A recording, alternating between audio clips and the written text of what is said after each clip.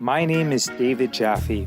Welcome to the Wealth and Health Podcast, where you'll learn valuable skills and positive habits that will improve your life. This podcast originally aired as a video on my YouTube channel at youtube.com/beststockstrategy. The Wealth and Health Podcast is brought to you by beststockstrategy.com.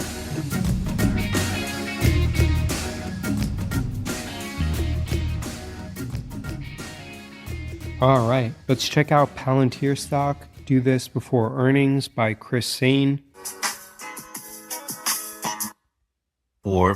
I like Chris's videos because they're relatively short and efficient. The first 2 or 3 minutes, he's usually going through testimonials, which encourages many of his viewers to join his paid program. I can just skip through the first few minutes and get to the meat of what he says. Therefore, it's very efficient for me to do a reaction to his videos because they're relatively simple and he's pretty direct and to the point. Look at this, guys. Look at what we had, the movement. I sell half. So if I have 1,000 shares, I'll sell 500 because now I made the money. My target was hit. I'm letting my runners, I'm letting the remaining, I'm playing with house money now. I like the snake plant that he has on the bottom right-hand side.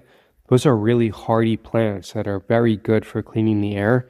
And this looks like a succulent, an aloe vera plant. You can actually cut off one of those nodes and eat them, and they're pretty good for you. But in any case, let's get back to the video. My money. I called these levels. Coach's levels were hit. I sell half. So I had 1,000 shares of Netflix. I sold. I'm just teaching you the formula, okay? You would sell 500, you keep 500. You let the other... This was when team play last week as well. So 2 weeks in a row, this went crazy. I think we bought it at $89 last week. And then we just kept it. And now it's at $124 this week. It is up. The price action on Palantir has been incredible. I remember looking at a chart, and on every stock that I have on my watch list, Palantir was one of the only stocks that actually had a positive return over the past 30 days. Since the market has been up 9 straight days, that's probably changed. I'm sure that there's other stocks on my watch list that have a positive return over that time frame.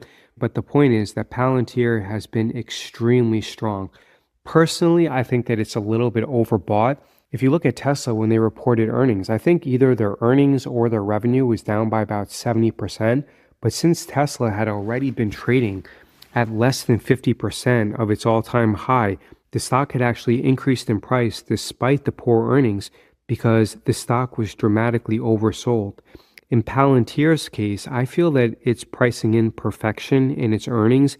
And yes, if it exceeds guidance and it raises earnings, perhaps it goes up to the 140 level, but I don't really see it spiking up. And I think that there's a decent chance that it sells off to the 110 level after earnings simply because it's been so strong recently.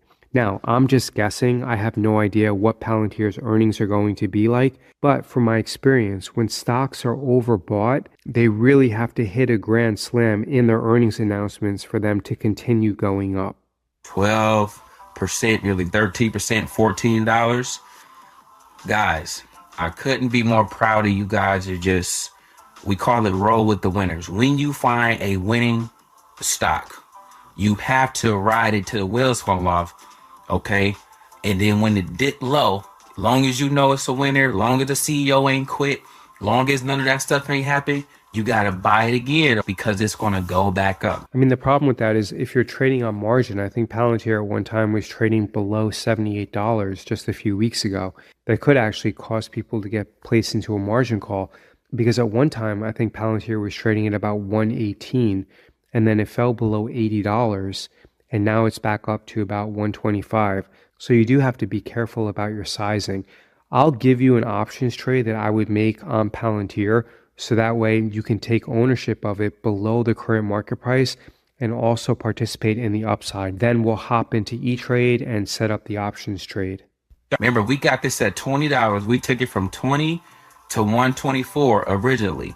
If you've been with me, okay, my vets, we got this at $8 and we took it now all the way up here to 124. Okay, so I have changed a lot of lives, over hundreds of people. Okay, but I want to show you, and by showing up every day, show you how to do it.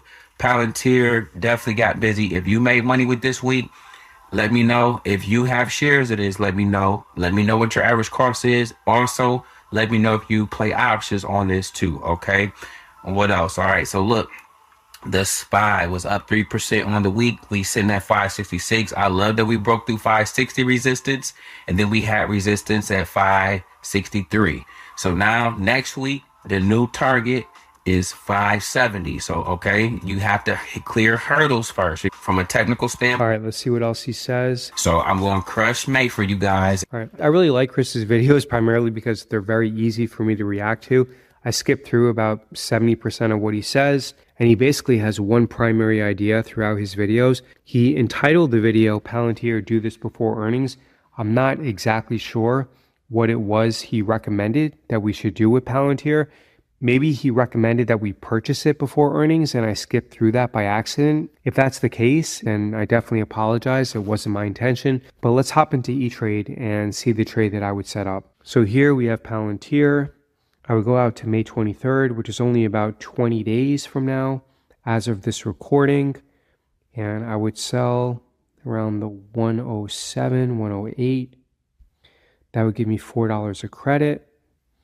And then I would purchase the 130, the 140. Actually, to be honest, I don't like how the market is pricing these options. The way that the market is pricing these options, it kind of leads me to believe that there's going to be some downside after earnings, or at least the market expects that. So maybe I'll go down to 105, and then I'll purchase the 130, and then I'll sell the 136. And then by doing that, I'll pick up a credit of $1.60, which will give me $160 for every one of these that I sell. I'm not super comfortable with that 105 strike price, considering that Palantir was just trading below $80 a month ago. But if I wanted to be a long-term shareholder of Palantir, then I think that 105 is an okay entry point. Plus, in the worst case scenario, if that 105 gets challenged, then I can simply roll that position forward in time and decrease the strike price. Then I can sell some cover calls on it. So if you have any questions, then leave a comment below. And if you like this video, then please leave a comment and drop a like.